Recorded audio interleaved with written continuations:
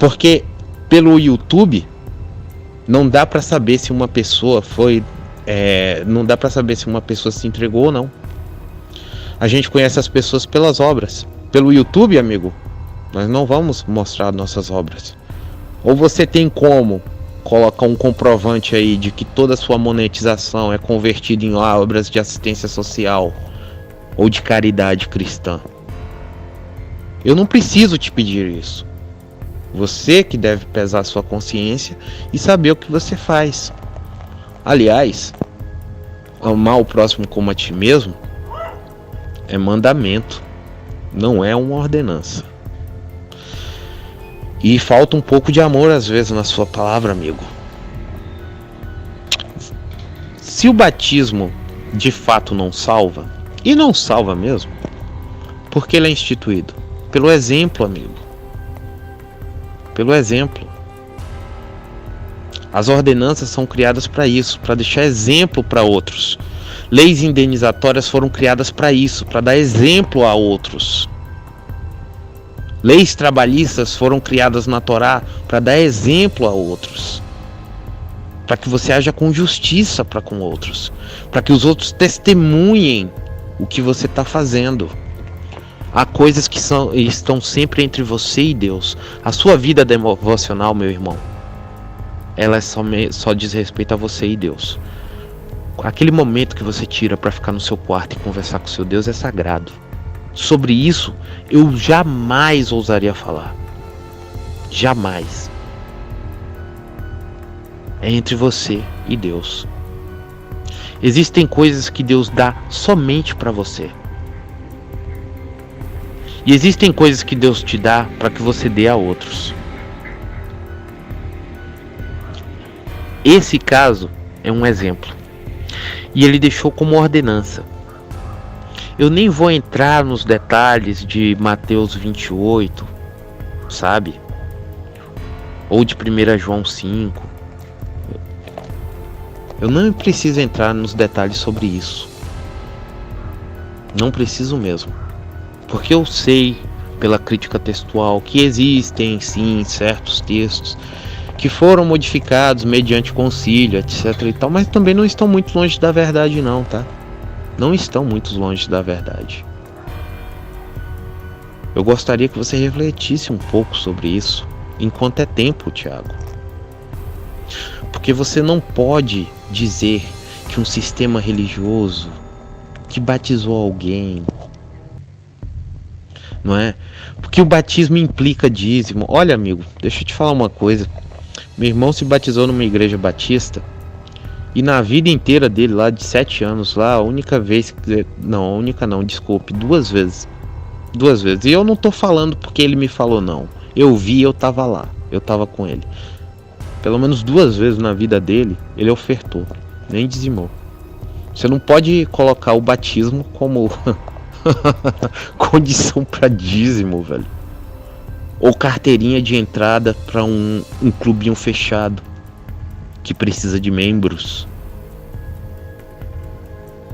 A Igreja de Cristo, ela é um organismo vivo. Um organismo vivo, baseado em testemunhos que os nossos primeiros pais deram, e não em um sistema abstrato que você criou.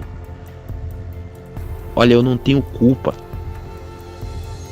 se te maltrataram, se feriram a tua alma dentro de uma igreja, irmão. Mas você falou muita coisa, eu só estou dando um exemplo. Você falou muita coisa que sequer condiz com a palavra de Deus, e sequer condiz com os testemunhos dos nossos primeiros irmãos, e sequer condiz com a realidade que te cerca, irmão. Sequer condiz com a realidade que te cerca. Porque muitas, mas muitas pessoas boas que você conhece desceram as águas, de uma forma ou de outra. Seja quando criança, algo que eu renego, né? As escrituras também não dão base para isso, mas que também é um ritual bem antigo, por incrível que pareça.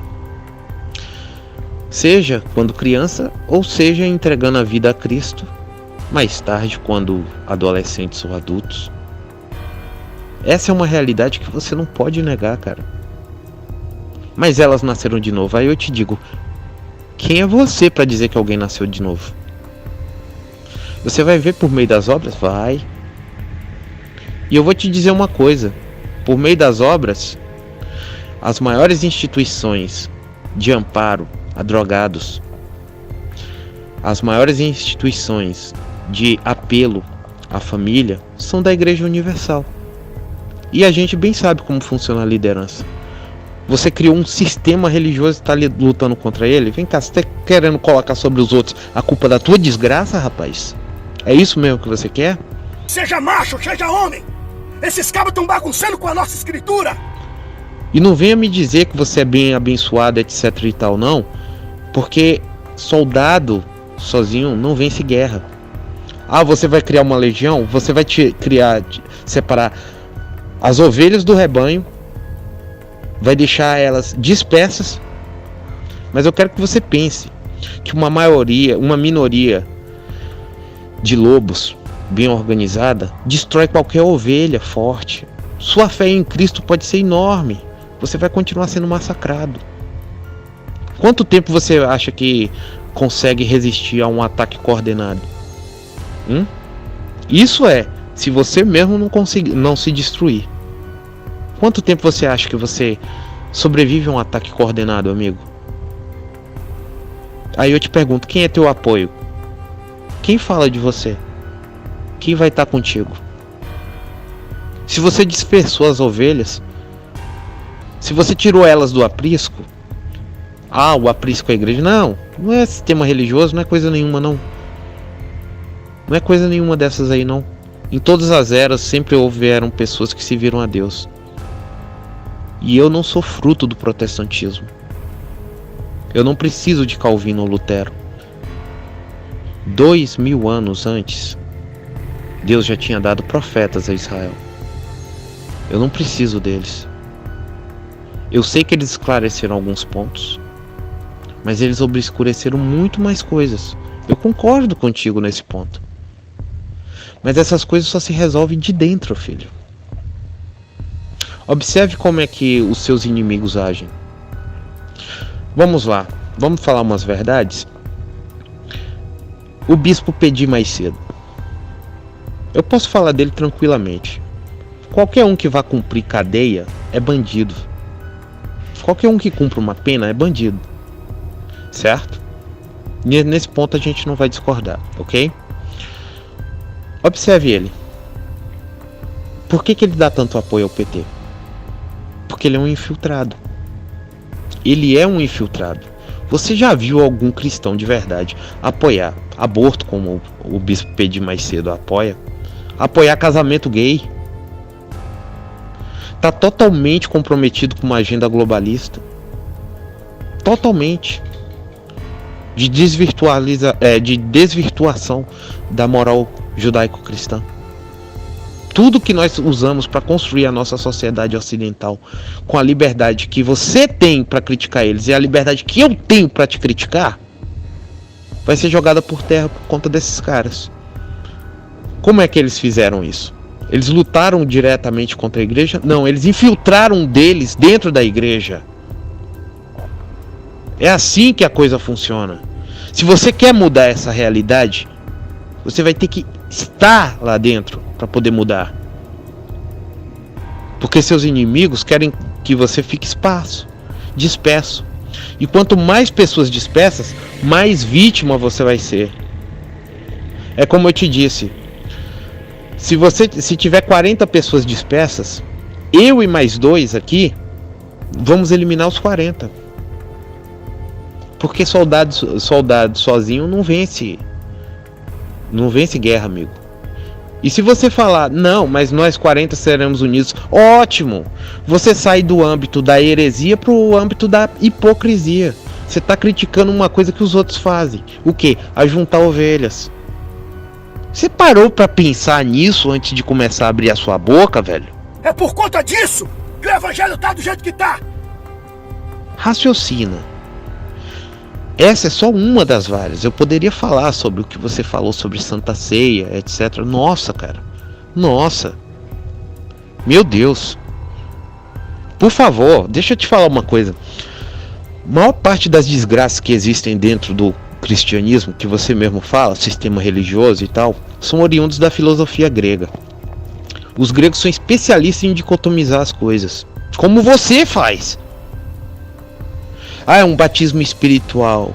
Eu não sei o que é espiritual. É espiritual e carnal, é? É mesmo?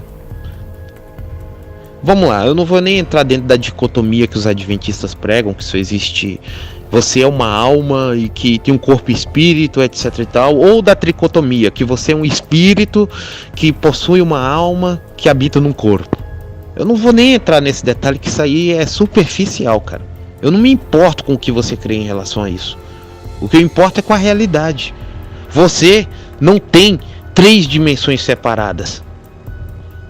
Você pode possuir as 3 dimensões, mas elas são únicas em um único ser. Não existe o espírito de Tiago, a alma do Tiago e o corpo do Tiago. Existe o Tiago. Existe o Tiago. Quanto mais separação você fica fazendo de espiritual e carnal, mais próximo da gnose você fica, querido. O gnosticismo foi uma das piores desgraças que aconteceu no primeiro século. Tudo isso que você critica tem origem na gnose, principalmente na seita dos ebionitas e dos filósofos gregos, como o São Justino Mártir, que fez muita coisa boa, mas era um filósofo grego. Ele chegou e separou. Ele que criou essa ideia estúpida de Israel espiritual e Israel carnal.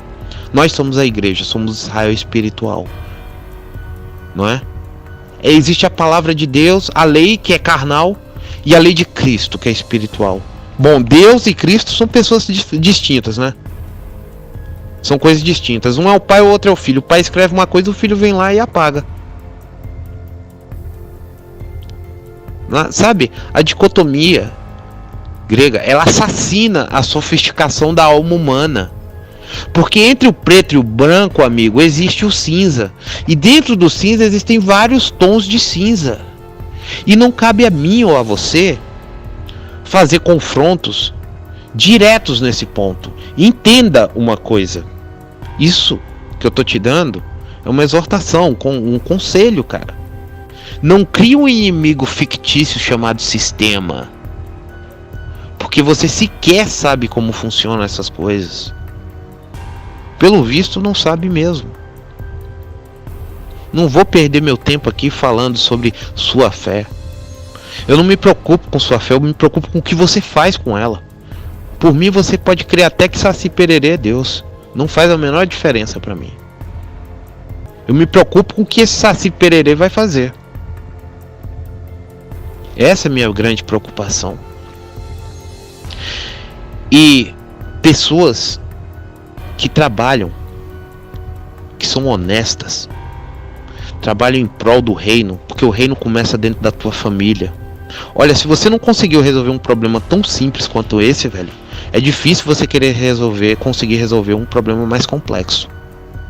É melhor você não entrar em águas muito fundas, porque você se afoga. Deixa eu só dizer uma coisa para o senhor. É por conta disso que o evangelho tá do jeito que tá. Então seja macho, seja homem. Esses cabos estão bagunçando com a nossa escritura. E não vou me calar não.